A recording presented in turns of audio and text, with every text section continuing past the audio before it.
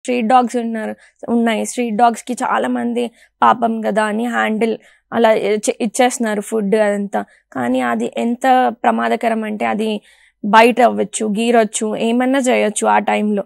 So better మీరు మాత్రం ఇవ్వకండి. రీసెంట్గా మన సుప్రీంకోర్టు కూడా ఆగస్ట్ 22 రోజు కూడా మనకి గైడ్ లైన్స్ ఇచ్చింది. లైక్ ఈ వ్యాక్సినేషన్ డ్రైవ్స్ అనేవి, స్టెరిలైజేషన్ అనే ఈ స్ట్రీట్ డాగ్స్ని చాలా వరకు క్యాంపెయిన్స్ నడిచాయండి, ఎప్పుడు కూడా నడుస్తున్నాయి. ఈ స్ట్రీట్ డాగ్స్ని తీసుకెళ్ళి మనం వ్యాక్సినేట్ చేసి, స్టెరిలైజ్ చేసి, అంటే మనం అంటే వాటి నెక్స్ట్ బర్త్ కంట్రోల్ చేయడానికి చాలా చేశారు, ఇప్పుడు కూడా చేస్తున్నారు.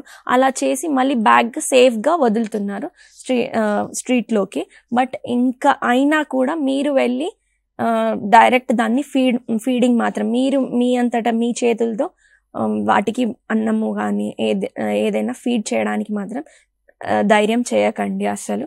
అది మీరేమైనా మున్సిపాలిటీ వాళ్ళకి కానీ, స్ట్రీట్ డాగ్ హ్యాండ్లర్స్కి కానీ, వాళ్ళకి అథారిటీస్కి ఇన్ఫార్మ్ చేస్తే వాళ్ళు వచ్చి వాటికి ఫీడింగ్ అవన్నీ, ఇప్పుడు ఫీడింగ్ జోన్స్ అనేవి నెక్స్ట్ వస్తున్నాయి. ఆల్మోస్ట్ మన ఇండియాలో కొన్ని ప్లేసెస్లో స్టార్ట్ చేశారు. ప్రతి స్ట్రీట్కి కానీ కొన్ని ఏరియాస్లో ఫీడింగ్ జోన్స్ అనేవి పెడుతున్నారు ఈ స్ట్రీట్ డాగ్స్కి.